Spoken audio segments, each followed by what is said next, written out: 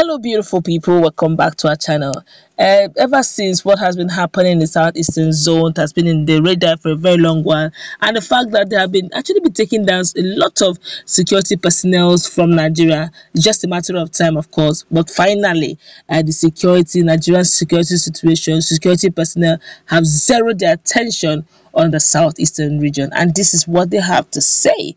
But before we go to the news proper to find out what it is that may actually be a cause for concern for a lot of Igbos, we like you to subscribe to our channel by clicking on the red subscribe button beside it. You will see a bell notification icon. Please go ahead, click on it to get notified as soon as we update our channel on YouTube. We're following the recent issues of taking down from members of the indigenous people of Biafra and their sister group, the Eastern Security Network, on some officials of the Nigerian Navy.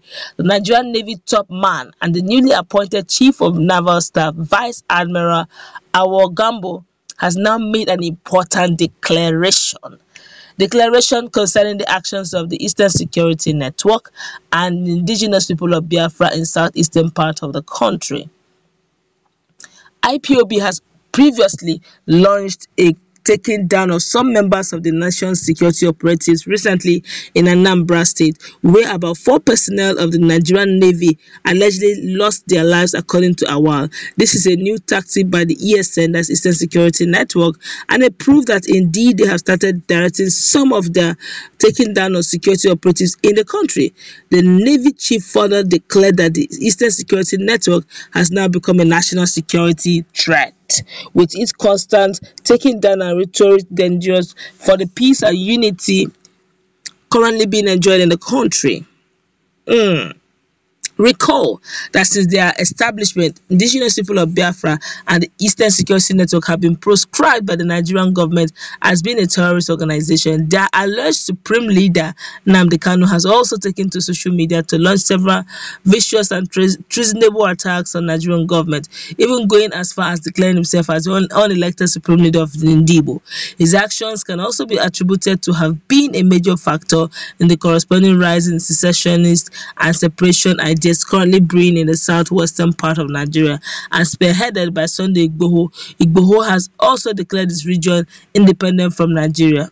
The Navy chief had made the important declaration while he was on a visit to the Anambra State Governor Willie Obiano at the governor's lodge situated in Onitsha, outskirts of the state. He also revealed that he has sent a directive urging all troops under his command to be on high alert, while also improving on the previous effort aimed at flushing out some of the criminal and illegal units that were formed to destabilize the current peace being enjoyed in Anambra State and the southeastern zone as a whole. Gambo revealed that he visited Anambra State so as to gain facts on the current security situation and progress being made by the troops in boosting local security operations and also strengthening the peace in the state. He also revealed that ESN didn't only attack the naval officers, but that they also took down the Nigerian Correctional Service officials that were transporting someone to a trial in court.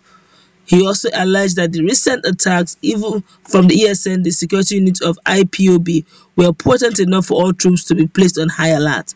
He ended by assuring the public that the Navy was already putting in place plans to participate in a kind of related and joint security operations with operatives of other security forces in the country to ensure that lasting peace and unity is restored in regions under attack.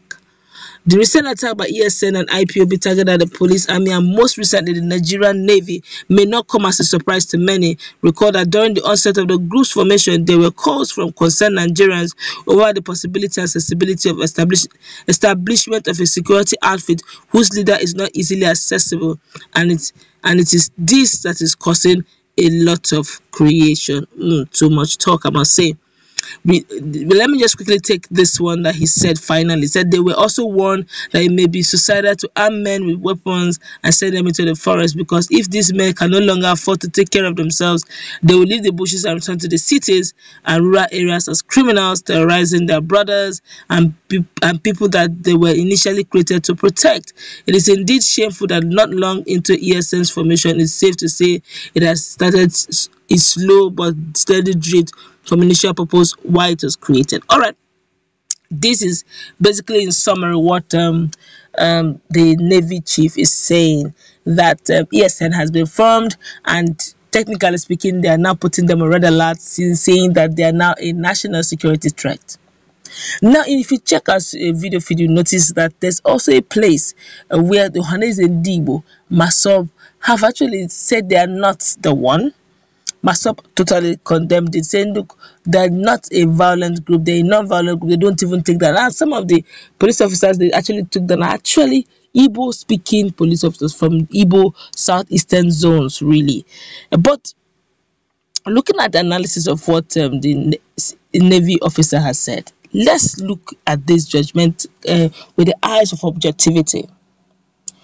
When you begin to hear things like the police station has been burnt and their armory stolen, what was people around thinking? You're actually calling, you're knocking at the military door. You're knocking at the security doors of all the Nigerian forces to come. In fact, as of January 2021, I could still remember that Wazirike came on air and boastfully said the most peaceful region in the whole of Nigeria is the southeastern region, as it is now. The way things are going in the southeast, they may need to deploy all military or security hands to come down to the southeast so that they can put things in perspective. When the first one, they will call it coincidence. They say was a mistake.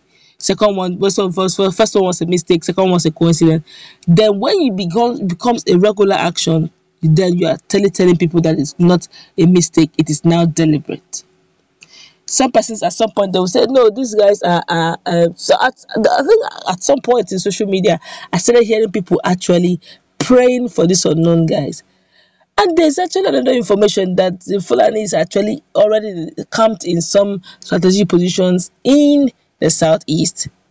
Now, if they are camped in there, don't you think that these guys may be the unknown guys you will be talking about, or they could be that everybody have been shouting and saying, who are these guys? That may be attributed to it. But then, with all this thing being said, the Media and Publicity Secretary of the Indigenous People of Biafra, Ima Powerful, is yet to reply if it is ESN, if it is IPOB or not. But a lot of persons are saying, why would their own blood, why would another person take down his own blood? Whether it is a Nigerian police officer, is first an Igbo man before he became a Nigerian police officer. So you are still dealing with your own brother.